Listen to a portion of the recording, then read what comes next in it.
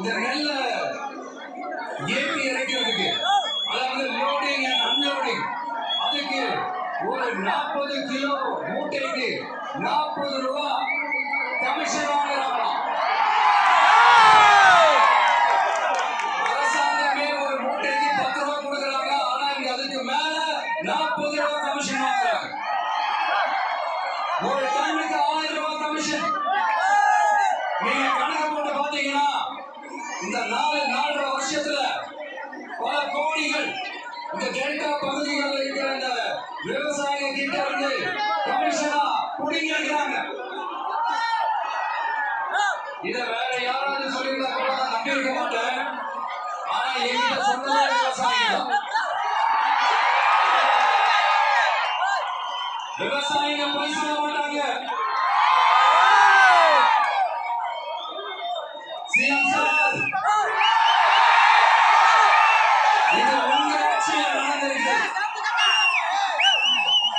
உங்களுக்கு வேணா 40 அது எலெக்ஷன் ரிசல்ட் ஆகிறான்.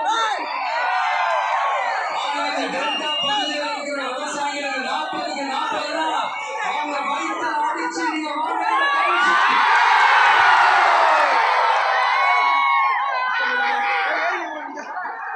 இது உங்க ஆட்சியில நடந்திருக்கு. சிஎம் சார், இதுக்கு என்ன வந்து சொல்ல போறீங்க?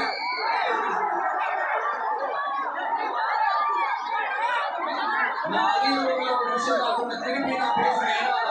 மனசுல பதிவுக்காக என்னோட கேள்வியை கேட்கிறான்னு நினைக்காதீங்க. தீர்வு காண்பி போறதும் தீர்வு நோக்கி போறதும் நம்ம டிவியோட லட்சியமே. நம்மளுடைய தேர்தல் அறிக்கையில் அதுக்கான விளைவுகளை தெளிவாக கொடுப்போம். இந்த பொய்யான தேர்தல் அறிக்கையாக நாங்கள் கொடுக்கவே மாட்டோம். எது நடைக்கு சாத்தியமோ எது உண்மையோ அதை மட்டும்தான் சொல்லுவோம், அதை மட்டும்தான் செய்வோம்.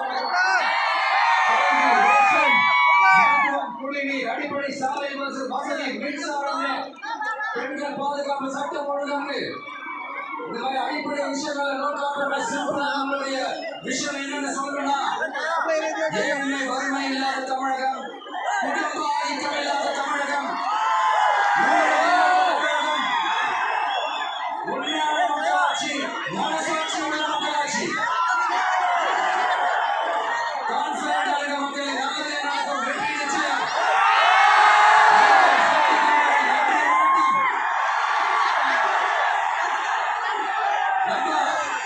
ஒரே ஒரு டவுட், எங்க போனாலும் இது சும்மா கூட்டம் ஓட்டு போட மாட்டாங்கன்னு சொல்றாங்க.